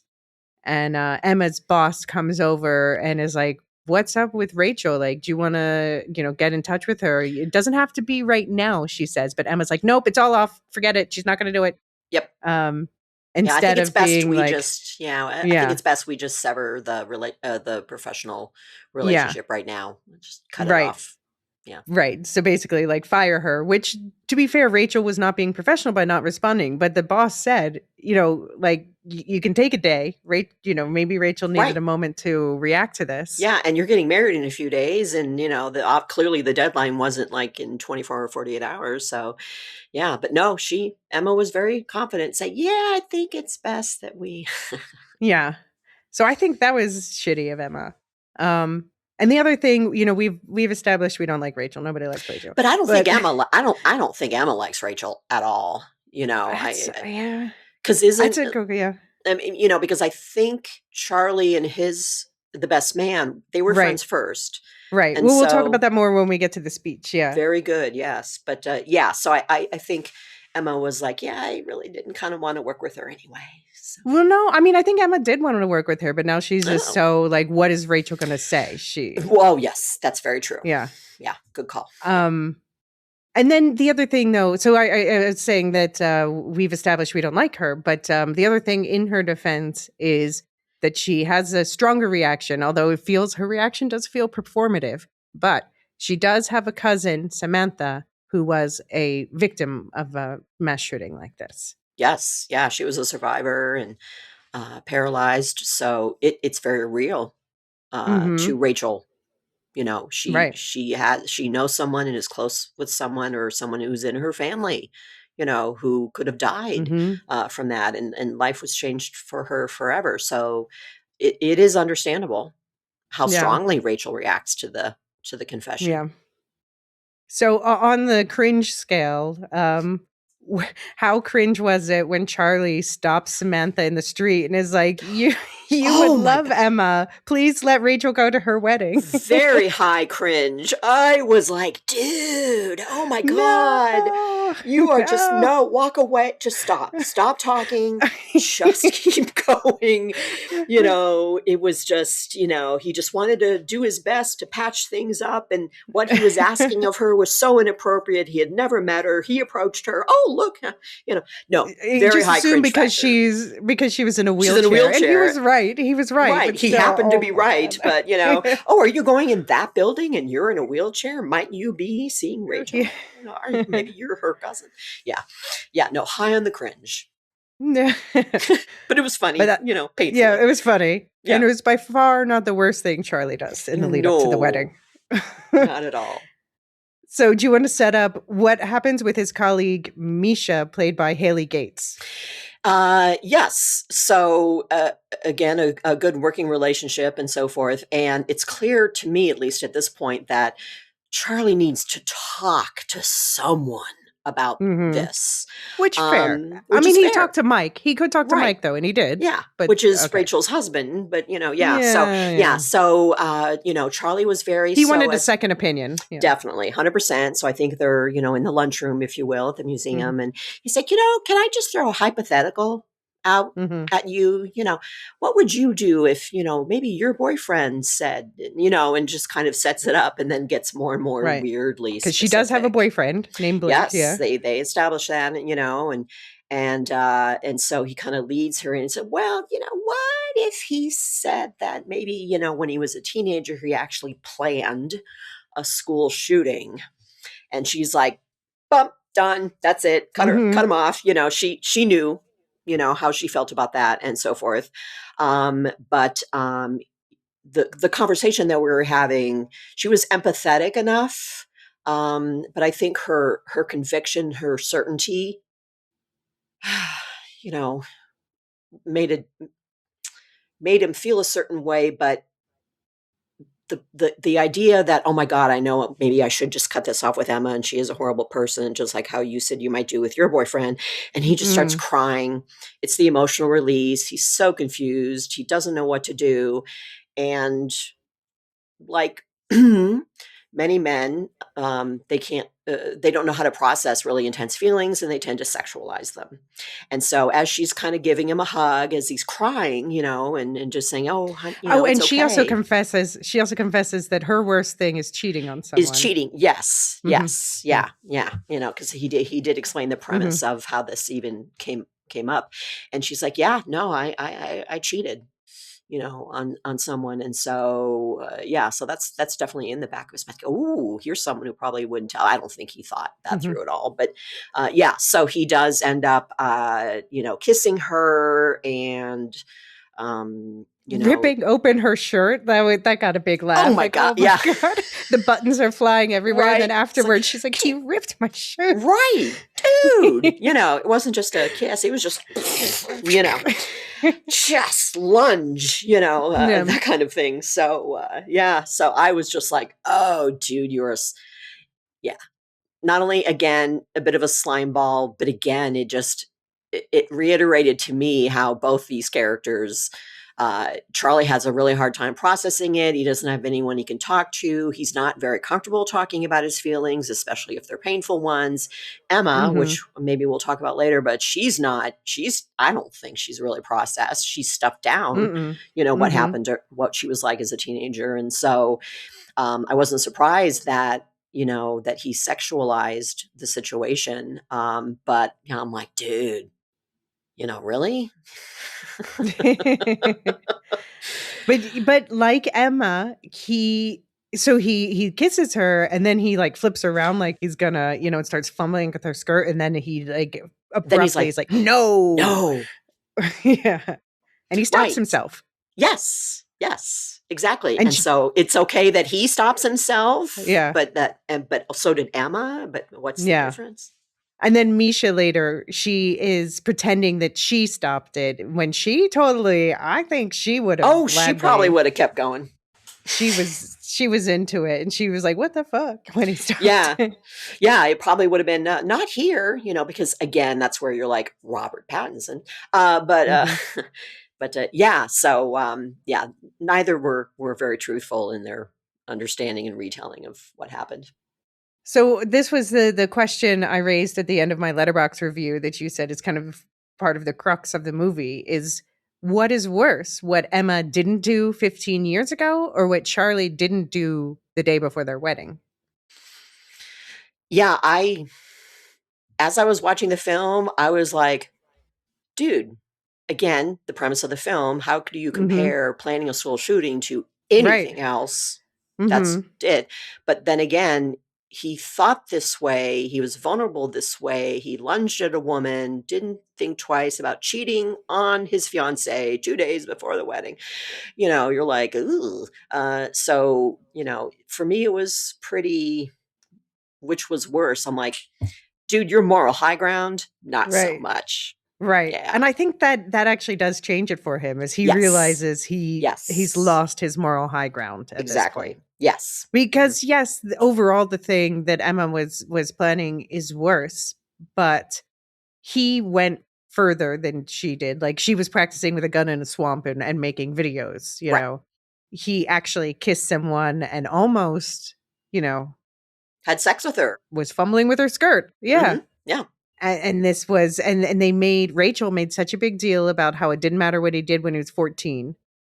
But this is yesterday. Right. Yeah. So Yeah. as a fully as an adult, you just like, "Oh, ooh, opportunity." Mhm. Yeah. So no, Mhm. I definitely felt that it evened the playing field quite a bit. Right. So then we get to the wedding itself. Oh, and we didn't mention the DJ, the Oh my junkie. god. Oh, yes, please. Talk about this whole DJ situation.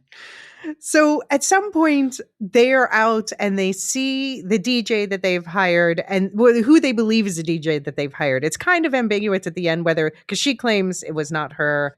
They're like it was definitely her, and she seemed to be smoking crack or something. Yeah, smoking heroin, with a couple other people outside of an apartment building, Right. and that's what Emma believes she saw. Right. And they're like, yeah, doing that on the street is a certain level of doing that, Right, even yes. You was an must be an addict if you're out in the open right. doing this, yeah. Right. So this was actually what triggered the whole confessions conversation because, Emma was defending her at the time at the dinner, where they had the whole confession conversation. She's like, yeah, I don't know. It doesn't matter. She's just going to be our wedding DJ. It doesn't matter if Right, and she's she's a been junkie. professional, yeah, and she's been Yeah. professional about it and everything, and Hmm. so, as long as she's doing the job we've hired her to do, and hey, maybe it was just that one time, and yeah. Yeah. And then so she's there and she's setting up and she plays one of her own songs while she's testing the system, and it's actually the best song in the movie. Yes, Um agreed. and Emma's enjoying it, and you can see there's like, oh, well, don't we want the DJ who has the good music? But then when it comes to firing her, Emma winds up being the meanest. Yes. Do you think that's because, like, we saw she had a temper, but do you think she's Yeah. also like trying to be like, see, I'm not the only bad one. She did something Yes. bad too. Yes. No, 100%. 100%. I think a lot of that is projection, because I would imagine Emma, and I don't remember, again, a second watch will help clarify, but I don't remember how angry Emma was. She definitely felt ashamed and scared about what she confessed to and how people around her were dealing with it. But, there's got to be a part of her. Again, I keep bringing this up. Rachel, why'd you even bring this up? Blah, blah, blah, blah, and that kind of thing. So there was definitely some anger. And so when Emma throughout the movie just kind of, gets mad at, a cab driver that almost, quote unquote, ran them over or didn't see them when they were crossing the street, things like that.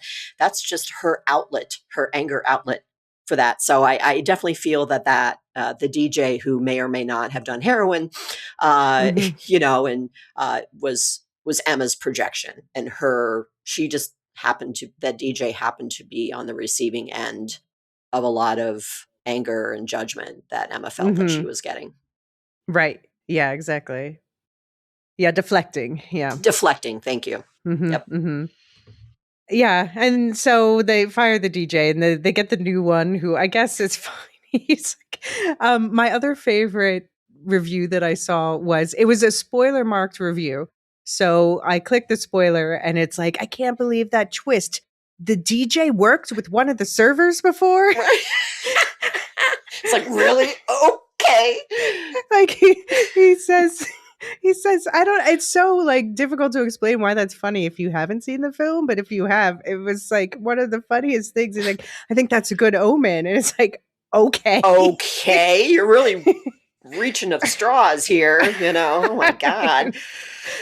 I would be surprised if honestly you hadn't worked You with any of the hadn't. servers Yes, if you're in before. You're that. a wedding DJ. Yes, exactly. In that whole wedding planning community there. Yeah, you probably all know each other pretty well.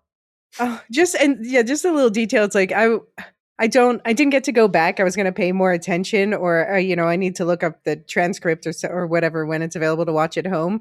But his whole thing, like he lists this whole gear setup to Mike, who again, like Mike's the best man. So Charlie's like, I'm dealing with all this. You deal with the DJ situation, and he's like listing all of his specs and stuff and his setup.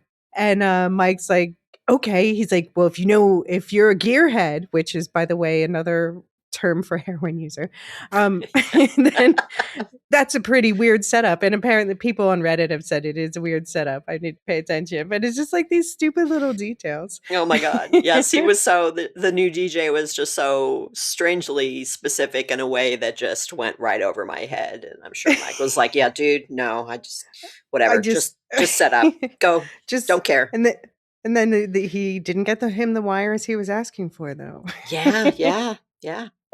It's like, what? It just seems so like little. And normally this would be the stuff that would be consuming you in a wedding, but everyone else is like, I don't care. Just Yeah, do it. Make yeah, sound come out and distract exactly. people. Yeah, that DJ was very like Coen Brothers character, or Christopher Guest, who just that one character actor who comes in, doesn't have a lot of lines, but nails it. Like, I'm annoying, I'm weird. It was great. But yeah, because meanwhile, we've got, of course, everyone's paranoid. Emma is especially getting paranoid, especially when she overhears Misha talking about a school shooting. But I don't know. Do you think she was just talking about the hypothetical that was proposed to her? She didn't seem to. She didn't know. We find out that it was about Emma, but Emma thinks obviously it's about her. So gets she gets Charlie and she grabs Misha too and goes to confront Misha. And Misha, of course, thinks it's about something else. And she's like, "We only kissed." And Emma's like, "What?" Yeah, that was definitely. I'm trying to remember. So we saw Emma really noticed that Rachel was whispering and, going, Right. talking the tea with her. And of course, Emma is paranoid and thinks, oh my God, she's telling her about how, I confessed to a school shooting, yada, yada, yada. And then when Emma's in the bathroom and overhears, Misha talking about a school shooting or something, I don't think that Rachel said anything to her. And No. Because you she know, was like, when Emma said what it was really about, she's like, "That was real?" yeah. Um, that's how she finds out that Charlie did say something about it. Yeah, but, no, definitely very rom-com, sitcom, where, Mhm. Misha comes in, Misunderstanding, yeah. misunderstanding, miscommunication. Yeah, so it comes out where, Emma thinks that, Misha's upset about Emma thinking about a school shooting when Misha didn't make any sort of connection to that, and she's like, we just kissed, that's all," Yeah, 'cause yeah, and then it's like, "Excuse me, that was great." Emma is yeah. like, "You did what?"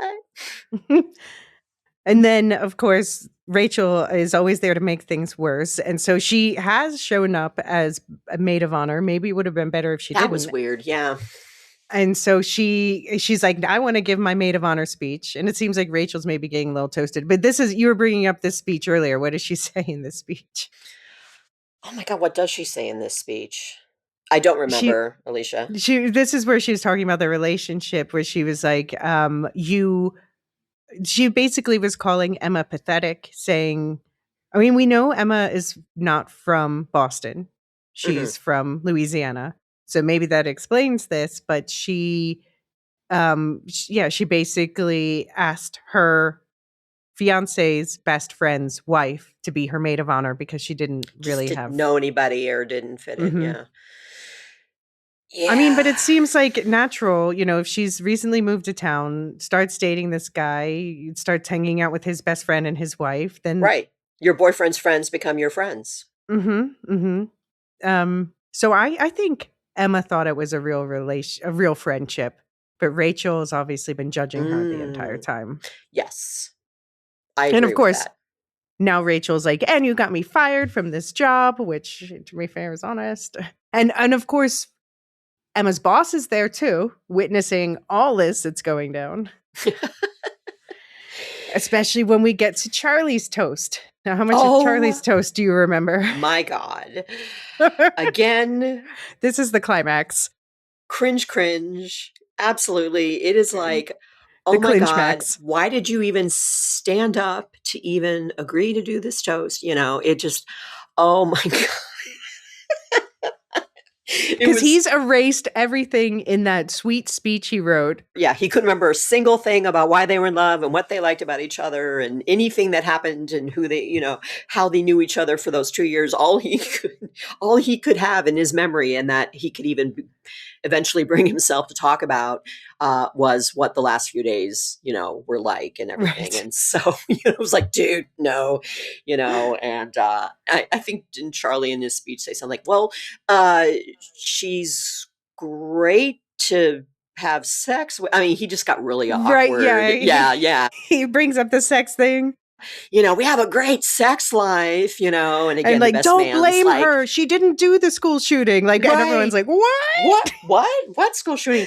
Yeah, it was word vomit. He And then just he's like, I am in love with her. I didn't mean to kiss Misha. And Misha's, like meathead boyfriend Blake is there, Mhm. comes up, punches Charlie straight in the face. And that's Yes. when the wedding just falls apart and Yes. Emma walks up. Yeah, yeah. So that explains why Charlie looks the way he does at the end of the movie and in our posters. Right. He got the crap kicked out of him, you know, by Misha's boyfriend Blake, and you know, and of course it's fresh for Zendaya that Charlie has confessed to, you know, kissing a Right. coworker. So she's livid. She's now learned information about her now husband. You know, it's just Yeah. yeah, it's very comically just falls apart. Oh, it's So, terrible. I mean, I thought it could be like because it's earlier when we're getting these sort of intrusive thoughts, fantasies that they're having. Mhm. There's one about their wedding turning into a bloodbath. I'm like, and Yes. you think for a moment, might that happen? But no, it doesn't. It just turns No, into that like yes. chaos. Like, It is not something very bad is going to happen, which is great right. Netflix show, but anyway. Which I'm 5 episodes in and I love it. Love it. Oh my god, Did you I finish it? loved it. I did. I binged it over a Okay. weekend. Okay. Yeah. Anyway, Yeah. but, No, I'm yeah. I'm dying to go back to it. Yeah. Yeah, because that's there's something very bad is going to happen. Does on the surface look similar to this because it's leading up to a wedding and there's a bad feeling, but that one is much it's more it's horror. Yep. But it keeps changing every episode. Like every episode you think what subgenre of horror is this? And then it upends your expectations. Yeah. Yeah. But again, it's the same narrative, that, you know, in terms of the aftermath and what you think about after the movie is Mhm. how honest about ourselves are we? How well do I Yeah. know myself? What act, what mask am I wearing, you know, with this person I'm supposed to marry? You know, and so the premise is still there because it's so human and so relatable, you know. And yeah, there's things I wish I could tell you, but I don't have the words, or I've stuffed it down, or, you know, yeah. So, Yeah.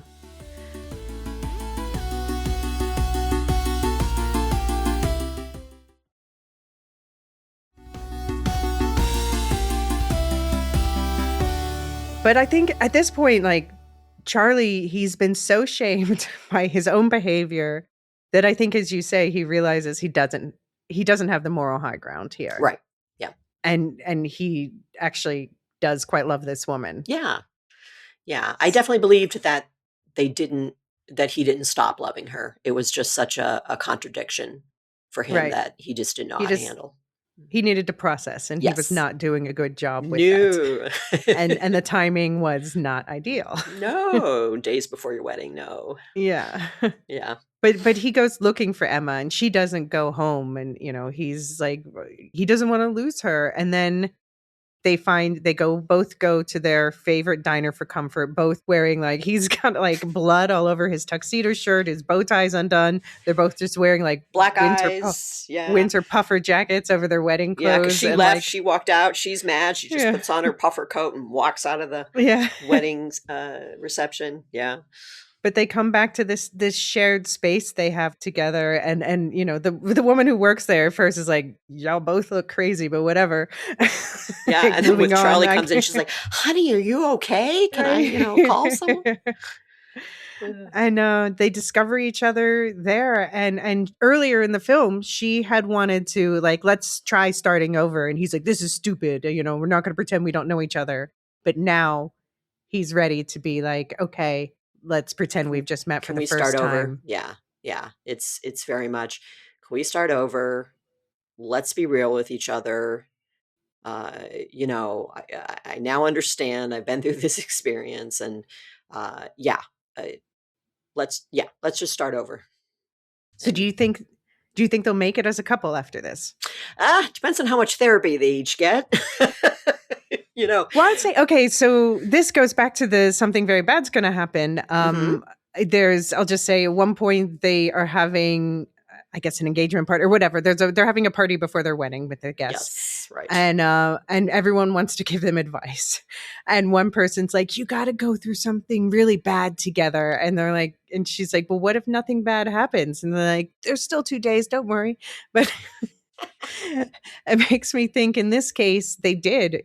kind of go through the They worst thing did. together. Yeah, no, N- that's very true. I mean, at this point, she feels, and I'm sure he thinks that I now know the worst thing about you, and she, I'm sure, feels that same way about you. Did what? You kissed who? Yesterday. Yeah. And so yeah, they've been through an absolute shit show together, and they come out at the other end, just bloody and dirty and exhausted. And I definitely think they will stay together. Hopefully they'll work through it. I was rooting for them, so I felt good about that.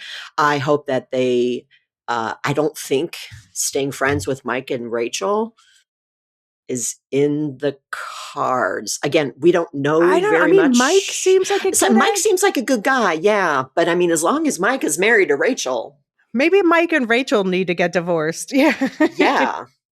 yeah, so whatever. And then of course, the family fallout because her parents and his parents, They witnessed all of they this. witnessed Yeah. all. They're like, what is going on? So they still have to kind of deal with, again, they're, why did you freak out, Charlie? And and Emma, honey, why are you so upset and angry? So there's definitely some family fallout, but I feel pretty good that you know it may And work all out. of their colleagues were at the wedding too. Yeah, So, yeah, they how might does be. that affect I them? think they need to like move out of Boston and just Yeah, start that's what I over was just somewhere. thinking. Like, Yeah, I really do. I Yeah, think they need to move to another city. Like, I I know believe they've got so. good jobs there, but I don't know. They No, might not just after need, yeah. this. Oh my God, if I had my work colleagues and even my boss at a wedding reception like that, nope, nope. I'm looking That's to it. get out of town and start over. Yeah.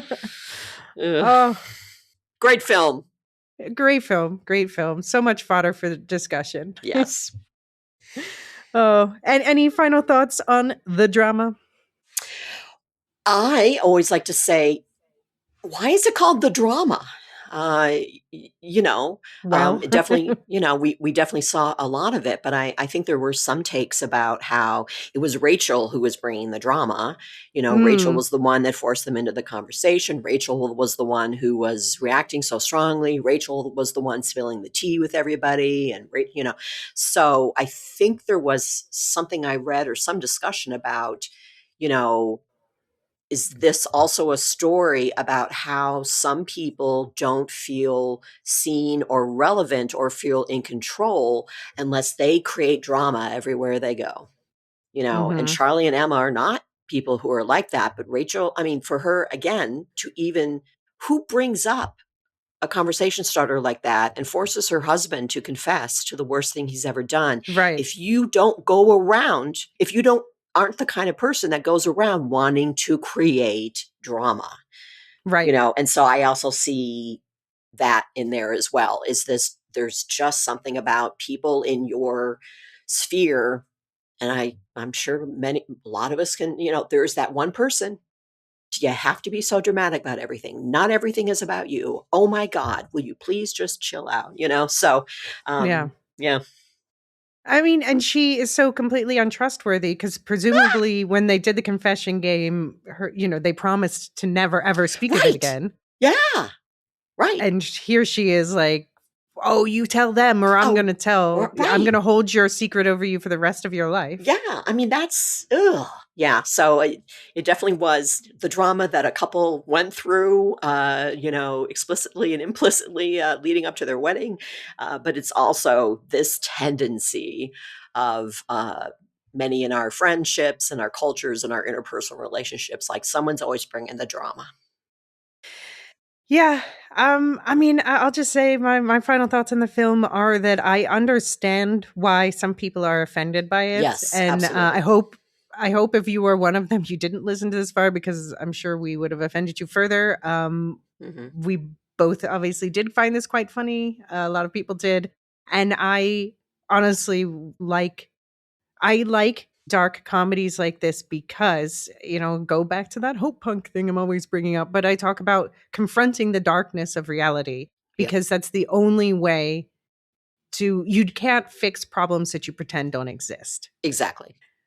Yes. Yeah. Um, I appreciated the question that it raised, and the window that we're able to look into, to see that. I think it's, vitally important. And yeah, dark comedy is a great way to kind of handle that. yeah.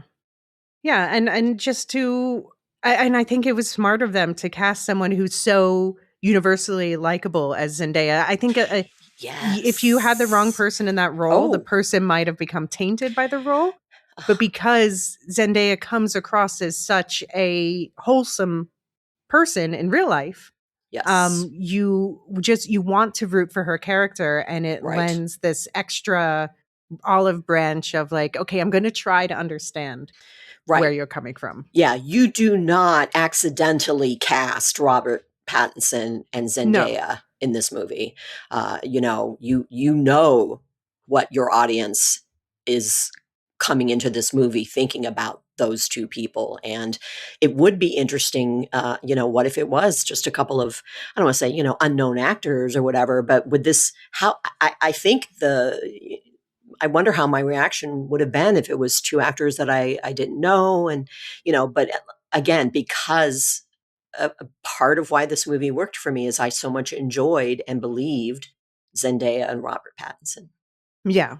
Yeah, and their chemistry was fantastic. I would Yeah. be like, if I weren't, rooting for her in her existing relationship, Right. I Yeah. would root for that. Yeah. I'm loving those little interviews that they're still doing, where they're each, because both actors are in committed relationships, and and so they definitely are being asked, by interviewers, what their thoughts are about, marriage and Mhm. relationships, and what advice would you give, and all of that kind of stuff. And it's been interesting to see how uh, they kind of open up and tap dance around those questions in real life. So So yeah, Zendaya and Tom Holland, there's rumors they have secretly gotten married. What do you think? Yay or nay? I believe they were married. Yeah, I believe so too. yeah, no, 100%. I think she actually, in one of the interviews, again, because my TikTok for you page feeds me, go figure, a lot of these these press conversations, but I think in one of them she does say that, you know, that's why she married Tom Holland, et cetera, et cetera. So Well, yeah, I think yeah. she said something about like I met my person so young that she wasn't forced to deal with some of this stuff. But yeah, Right. Yeah. No, I definitely believe they got married, and completely understandable. It's way they've, understandably and skillfully conducted their public uh, yeah, facing side of their relationship for sure. yeah, So I'm yeah. not I hope they're surprised. as happy as they seem. Yeah, 100%. Yeah. I Yeah. hope that half the world is half as happy as they seem. Yeah. I think we'd all be Absolutely. better off. And I really Yeah. like Robert Pattinson with his partner, whose I name is Who's his escaping partner? me. I know her from Daisy Jones and the Six, which I love Okay. so much. But they have a child together, and Okay. they've been together for quite a while. So Well, uh, good for them. yes, yeah. So these are So, two healthy, yeah. grounded people. It seems, actors. And again, it's what.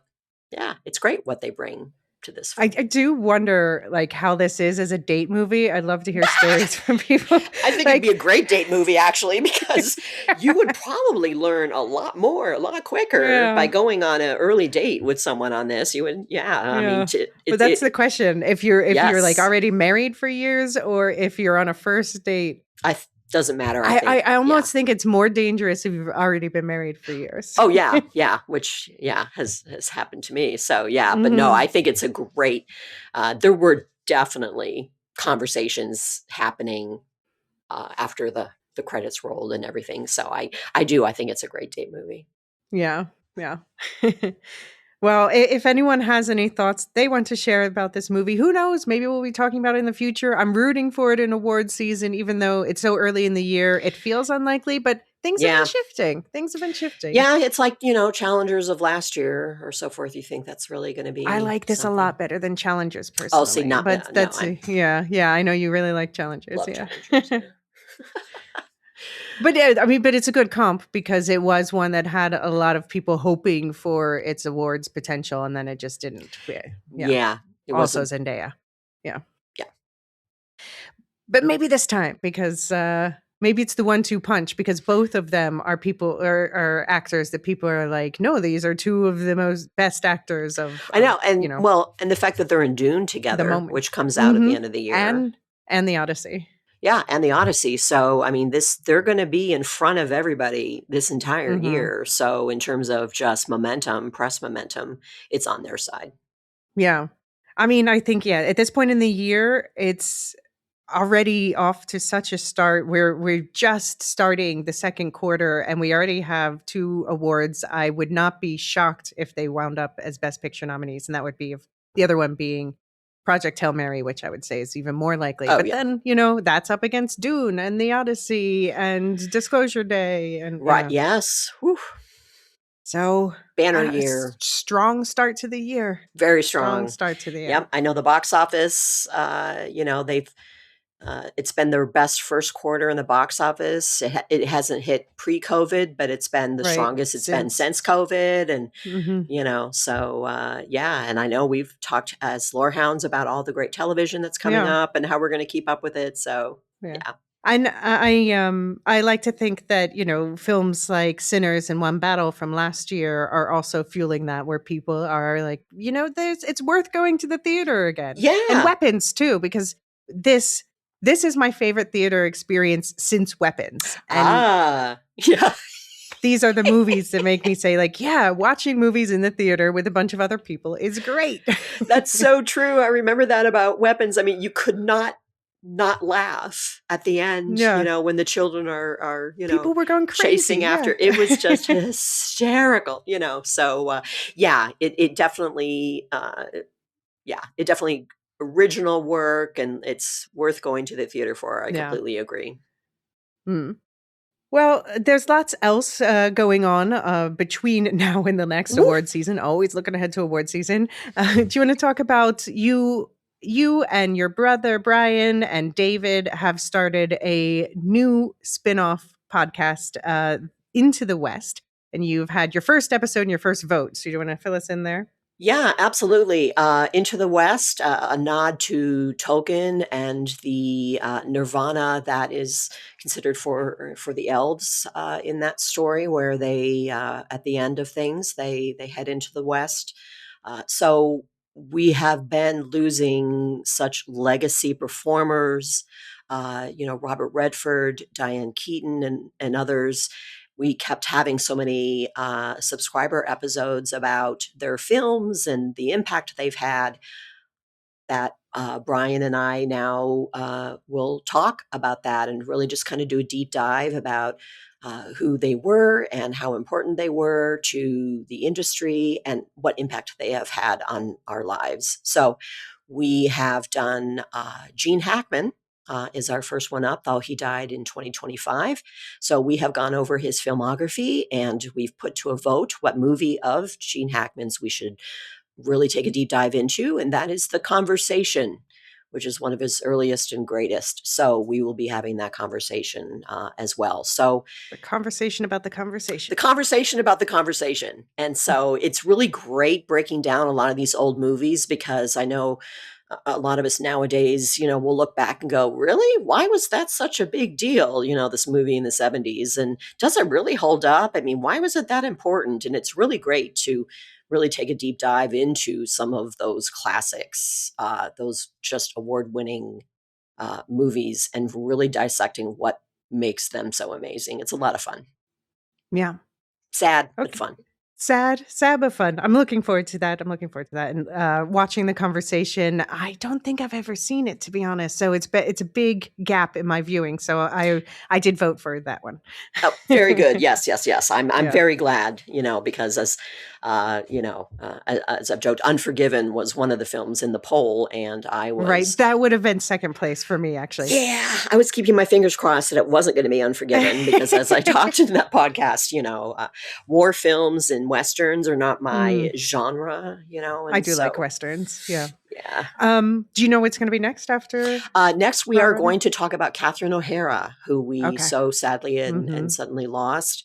And then after that, it's going to be Robert Duvall, who we Okay. lost a couple of months ago. So we're playing catch up right now, Yeah. and You There's so know, many still. there's Yeah. so many still, and I mean, Al Pacino, Jack Nicholson, and even some of our great directors, Clint Eastwood, both actor and director, Mel Brooks, that kind of thing. So we want to be ready to celebrate their achievements and celebrate their life, and not Yep. just be sad when the inevitable happens.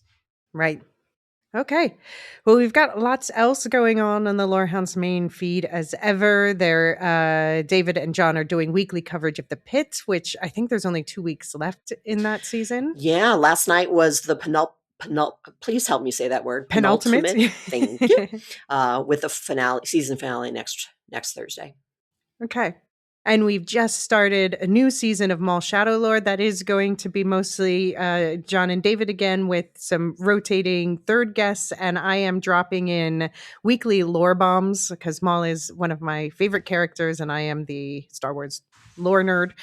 Off to animated series, off to a great start. Crime Underworld series. Definitely recommend checking it out if you haven't. 2 episodes are releasing a week for 5 weeks. And John and I are also recording this weekend. I had to delay for a work reason, and yeah, we've all just had stuff. So this weekend, I think we're going to record our wrap up on the live action One Piece second season discussion. So do check out our first 3 episodes. We already discussed and released that episode. So now we're going to do the wrap up. And also coming up soon, we're talking about scheduling because a lot of people want to participate in the Project Hail Mary discussion. So that's coming up soon as well. If you have thoughts about any of these things or anything else, we would love if you jumped into the conversation on our Discord. You'll find that linked in the show notes. And we have chats set up for the drama under movie threads, for all of these other things that we've been discussing, a channel under affiliates for Into the West, all of the above. You can also send emails to lorehounds@thelorehounds.com. And as always, Supercast and Patreon subscribers, you have ad-free access to this episode. Plus, you get extra episodes, including the upcoming Rob Reiner Requiem, which is the last of our. It's being replaced by Into the West. We're not going to do these for the 11Z's episodes, our movie club for subscribers anymore. But I I love can't Rob wait to Reiner. hear that. Yeah, love Yeah. Rob Reiner, and hopefully, When Harry Met Sally is my all-time favorite movie ever. Yeah, I'm pretty sure the vote is here. Let me double check. I'm pretty sure it's done, and that one won. Oh, uh-oh. Voting ends in 10 hours, and it's currently, so it's going to be done by the time this comes out, but it's currently a tie between When Harry Met Sally and Misery. So if that's the case, it'll be a lore down, which is a weird one to lore down against each other. We'll see how this goes. Oh, my. Okay. I got to make sure I voted. Oof. Yeah. So if you make sure, if you're listening to this when this episode comes out, it's too late to vote in that poll, but watch out for the next one. Next month will be David's month. And also do check out, of course, our affiliates. We have Properly Howard. They're just in the middle of their new movie season where they're watching movies one of them hasn't watched. So it's been eclectic but fun. Never Mind the Music, where psychology meets music. Radioactive Ramblings, they're doing double duty, I think, right now. Both Invincible and The Boys just started again. So not sure what their coverage plans are, but I know they will be covering both in some capacity. And that brings us to our final thank yous. So I'm going to add music after the fact because I forgot to load it up. So you'll be hearing music right now, but Lisa doesn't hear it. I hear it in my head. Like most things, what's going on inside your head, Elysia? Yes, exactly. If there were projections of mine, of my head, it would be music a lot of the time, like all this other random stuff talking over each other, but always right now. It's actually relevant to this movie. The song stuck in my head right now is it's probably one people don't know. It's from High as a Kite, Since Last Wednesday, and it's like the lyrics like, he would never like buy a gun and keep it in the house, no, but no one has seen or heard from him since last Wednesday. So it's actually very relevant to this movie. And of course, a lot of people have been shouting out Pumped Up Kicks, but check out Since Last Wednesday, I think it is, by High as a Kite. Anyway. Noted. I will be restarting the music now so that I can give thank yous to our Discord server boosters, Aaron K, Tiller the Thriller, Doob71, Athena Agilea, Lestu, Nancy M, Ghost of Partition, Radioactive Richard, and Andrian. And we've leveled up now to the point where you can have a Discord Lorehounds tag if you want one, so make sure to claim it if you're interested. Thank you especially to our subscribers who make it possible for us to keep doing this. Tell your friends, because I would love personally to focus more on this and less on other things. But thanks most of all to our highest tier, the Lore Masters, Samartian Michael G, Michelle E, SC, Peter OH, Nancy M, Doob71, Brian 8063, Frederick H, Sarah L, Garrett C, Andra B, Kwang Yu, Nathan T, Sub-Zero, Aaron K, Dally V, Mothership 61, Gnarls, Kathy W, Lestu, Jeffrey B, Elisa U, Ben B, Scott F, Stephen N, Julia F, Coley S, Ilmariel, Rocky Zim, Jessica A, Red Zippy, the TCS, Dopamini, Eleanor, Mrs. Tennant, AC Wilson, Eli W, Cassie K, Chumbarooney, Katia, Paint and PDX, Corey G, Quinch, and always last Adrian. Thank you all. Thank you so much. Enjoy this. We're still TBD on shooting the grandparents? Yes, we are. The Lorehounds podcast is produced and published by The Lorehounds. You can send questions and feedback and voicemails at thelorehounds.com/contact. Get early and ad-free access to all Lorehounds podcasts at patreon.com/thelorehounds. Any opinions stated are ours personally and do not reflect the opinion of or belong to any employers or other entities. Thanks for listening.